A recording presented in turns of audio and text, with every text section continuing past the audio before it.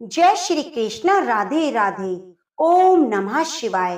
प्रिय भक्तजनों, आषाढ़ शुक्ल पक्ष की एकादशी को देवशयनी एकादशी, हरिशयनी एकादशी कहा जाता है। देवशयनी एकादशी के दिन भगवान विष्णु 4 महीने के लिए पाताल लोक में शयन करने जाते हैं और सृष्टि का कार्य भगवान शंकर के हाथों में आ जाता है। इस एकादशी के 4 महीने के बाद देव उठनी एकादशी आती है, जिस पर भगवान विष्णु जागते हैं। 4 माह की इस अवधि को चतुर्मास कहा जाता है। इस समय से चतुर्मास की शुरुआत हो जाती है। इस दौरान कोई भी शुभ या मांगलिक कार्य नहीं होते। इसी देवशयनी एकादशी के बाद 4 महीने तक सूर्य, चंद्रमा और प्रकृति का तेजस तत्व कम हो जाता है। शुभ शक्तियों के कमजोर होने पर किए गए कार्यों के परिणाम भी शुभ नहीं होते। इस दौरान साधुओं का भ्रमण भी बंद हो जाता है। जैन धर्म में भी मुनि महाराज एक ही जगह पर रहकर अपना चातुर्मास व्यतीत करते हैं। चातुर्मास के दौरान सभी धाम ब्रज में आ जाते हैं, इसलिए इस दौरान ब्रज की यात्रा बहुत शुभकारी होती है। यदि कोई व्यक्ति ब्रज की यात्रा करना चाहे तो इस दौरान कर सकता है। देवशयनी एकादशी व्रत करने और इस दिन भगवान श्री हरि का विधिवत पूजन से सभी प्रकार के पापों का नाश होता है। सारी परेशानियां खत्म हो जाती हैं, मन शुद्ध होता है, विकार दूर हो जाते हैं, दुर्घटनाओं के योग टल जाते हैं। देवशयनी एकादशी का व्रत करने से भगवान विष्णु के साथ माँ लक्ष्मी का आशीर्वाद प्राप्त होता है। लेकिन यदि आप किसी कारणवश देवशयनी एकादशी का व्रत नहीं कर पा रहे तो आप भगवान विष्णु की आज के दिन पूजा पाठ करके व्रत कथा अवश्य सुने, दान अवश्य करें। तो प्रिय भक्तजनों, आज की कथा में हम आषाढ़ माह के शुक्ल पक्ष की देवशयनी एकादशी के बारे में जानेंगे। आज हम आपके सभी प्रश्नों का हल ढूंढेंगे कि आपको देवशयनी एकादशी का व्रत कब रखना है, 16 जुलाई या 17 जुलाई को। आप कथा को पूरा अवश्य सुनिए। आज की कथा में जानेंगे कि देवशयनी एकादशी इतनी महत्वपूर्ण क्यों है, इसका महत्व, देवशयनी एकादशी कब है, व्रत कब रखें, पारण कब करें, एकादशी और द्वादशी तिथि कब से कब तक है,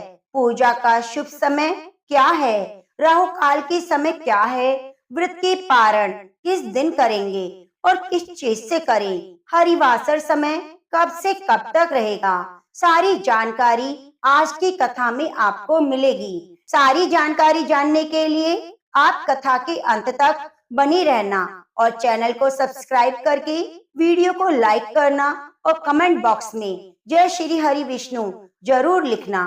प्रत्येक एकादशी भिन्न भिन्न महत्व हमारे धर्म ग्रंथों और पुराणों में बताया गया है।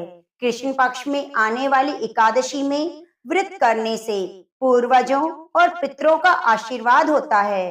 वंश की वृद्धि के साथ संतान सुख की प्राप्ति होती है। इसी प्रकार शुक्ल पक्ष को पड़ने वाली एकादशी को व्रत करने से पितृ मातृका, मातृ मातृकाओं का प्रसन्नता होती है और उन्हें मुक्ति मिलती है। पुराणों के अनुसार जो व्यक्ति एकादशी करता है उसके सभी दुख दूर हो जाते हैं। घर में धन धान्य की कभी कमी नहीं होती। एकादशी के दिन चावल नहीं खाने चाहिए। इस दिन चावल को जीव के बराबर माना जाता है, क्योंकि शास्त्रों में धार्मिक मान्यताओं के अनुसार माना गया है कि एक बार महर्षि मेधा ने यज्ञ में आए हुए एक भिक्षुक का अपमान किया, जिसके कारण माँ दुर्गा नाराज हुई और माँ दुर्गा को मनाने के लिए महर्षि मेधा ने अपना शरीर त्याग दिया, जमीन में धंस गया। इससे माँ दुर्गा प्रसन्न हो गई और महर्षि को आशीर्वाद दिया कि उसके अंग भविष्य में अन्न के रूप में उत्पन्न होंगे और उनके अंग चावल के रूप में उस दिन उग आए और इसीलिए चावल को जीव माना गया, जो एकादशी का दिन था। एकादशी के दिन इसीलिए चावल नहीं खाने चाहिए। एकादशी के दिन दान करना अच्छा माना गया है। व्रती को इस दिन सामर्थ्य के अनुसार वस्त्र, जल, आसन, पंखा, फल जरूर दान करने चाहिए। माना जाता है इस दिन जल से भरे कलश का दान करना बहुत ही पुण्यकारी होता है, लेकिन इस दिन चावल और आटे का दान नहीं करना चाहिए। ये दोनों दान अगले दिन द्वादशी के दिन करने चाहिए। जो भी भक्तजन एकादशी का व्रत करते हैं, उन्हें दशमी तिथि से लेकर द्वादशी तक कुछ महत्वपूर्ण नियमों का पालन करना जरूरी है। दशमी के दिन एक समय शुद्ध और सात्विक भोजन करें। दशमी के दिन चावल, लहसुन, प्याज, मांस, मदिरा, मसूर की दाल, कटहल की सब्जी का प्रयोग बिल्कुल नहीं करना चाहिए। दशमी के दिन पराये अन्न अर्थात दूसरे के घर का भोजन भी नहीं करना चाहिए।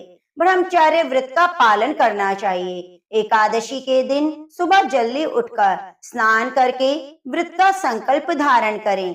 पद्म पुराण के उत्तराखंड में अध्याय 64 में श्लोक नंबर 32 में लिखा है कि हे कमल नयन भगवान, आज एकादशी के दिन निराहार रहकर दूसरे दिन ही भोजन करूंगा। एकादशी के दिन ये संकल्प धारण करना चाहिए। एकादशी के दिन सुबह सूर्योदय से पूर्व उठकर स्नान करें और स्नान करने के बाद सूर्य भगवान को जल अर्पित करें, तुलसी को जल अर्पित करें, दीपक प्रज्वलित करें, गौ माता का पूजन करें। एकादशी के दिन अन्न ना खाएं, केवल फलाहारी करना चाहिए। सर्वोत्तम फलाहार गाय का दूध और फल माना गया है। इस दिन झूठ ना बोलें, क्रोध ना करें, लड़ाई झगड़ा ना करें, दाढ़ी ना बनाएं। इस दिन हमें नाखून और बाल भी नहीं काटने चाहिए। हमें किसी का अपमान नहीं करना चाहिए। अगर संभव हो तो रात्रि में जागरण करें, पूजन पाठ करके ब्राह्मण देवता के मुख से एकादशी की व्रत कथा का श्रवण करें। अगर ब्राह्मण नहीं है तो आप स्वयं भी अपने घर पर मंदिर जी के पास बैठकर कथा को सुन सकते हैं। अगले दिन शुभ मुहूर्त में एकादशी व्रत का पारण करें। पारण का अर्थ होता है व्रत को खोलना, व्रत का समापन करना। एकादशी के दिन आप चाय कॉफी पी सकते हैं, कोई दोष नहीं, लेकिन ध्यान रखें आपको इस दिन फलाहार में हल्दी का उपयोग नहीं करना चाहिए। एकादशी के दिन पान नहीं खाना चाहिए। कोई भी अभक्षण जैसे लहसुन, प्याज, मांस, मदिरा का उपयोग नहीं करना चाहिए। इस दिन घर में चावल नहीं बनाएं। द्वादशी के दिन जरूर चावल बनाएं और उनका दान भी करें। एकादशी के दिन यदि आपके घर परिवार में कोई सूतक पातक है तो ऐसी परिस्थिति में आप एकादशी का व्रत तो करेंगे, सभी नियमों का पालन करेंगे, लेकिन भगवान को स्पर्श और पूजन अर्चन नहीं करेंगे।